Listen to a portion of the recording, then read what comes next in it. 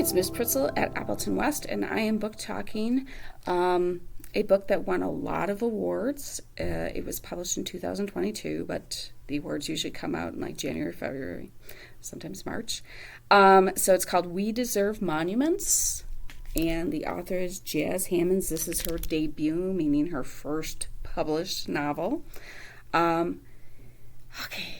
So this book is diverse. Our main character, Avery Anderson, her mother is African American. Her father is white. She's grown up in D.C., and her mother is a professor of like astrophysics at Georgetown University, very prestigious school.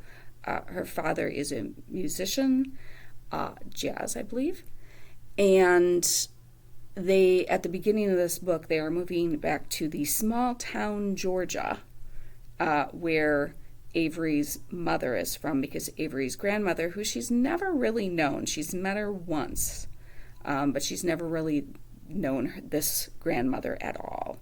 And this is dying of cancer, but she's also kind of a cumbermudgeon. She's not exactly a nice, happy-go-lucky person. So this is labeled as a thriller, and I'm like, So people who like mysteries probably are not gonna love this one, because while we do find out that there's actually two murders that we find out about in this book, one of them is resolved at the end, but nobody's held accountable. And the other one is not really resolved at the end, and nobody's held accountable. So this is probably not going to satisfy most mystery people.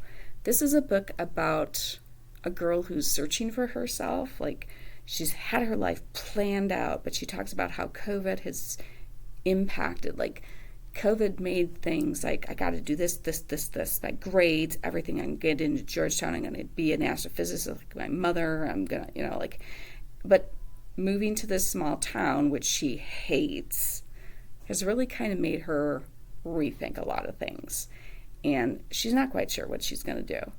And it's also about kind of like living down south. And I think living down south is okay for people if you're in a bigger city. I should say okay for African Americans if you're living in a bigger city, but a lot of these small towns, because that's one of the things that comes up, is the prejudice. Not just the prejudice if you're African American, but also if you're LGBTQ.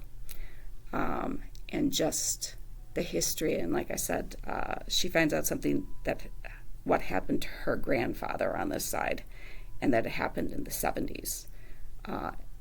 And for me, I'm like, yeah, I should know that stuff was still happening in the 70s. So this, to me, it's more of a realistic coming-of-age book. I really did enjoy it. It was a very good book, and I would definitely say this is Jas Hammonds' debut novel, as I said, but for those of you who know Tiffany Jackson as a writer and Nick Stone, who writes Dear Martin, as a writer, or even Jason Reynolds, Jas Hammonds is the writer to watch, because I really enjoyed this book. It deserved the awards that it got. It's a very good book, and very good about, in so many ways. Like I said, Avery's trying to find herself. There's so many issues, like everything, like her grandmother, who's still alive, doesn't really accept that her dad's white. But then we find out that her grandmother, who died a while back, who she was very close to, didn't accept her mother, who was black, for a long time. So it looks at it's not funny, really. It looks at the prejudices on both sides. And a small town versus big town. But so many times it's there, not even there. Like I said, it's not just the African American, but also the LGBTQ issues. So it was a really interesting book, and I really liked it a lot. And I wanted to what I I did. I powered through it. I started on Saturday night and I finished it on Sunday. So I did power through this book. It was good. I wanted to get to the end and find out what happened. So this is not really your cup of tea. I will help you find something else because I really enjoy doing that. Have a fantastic day and keep on reading.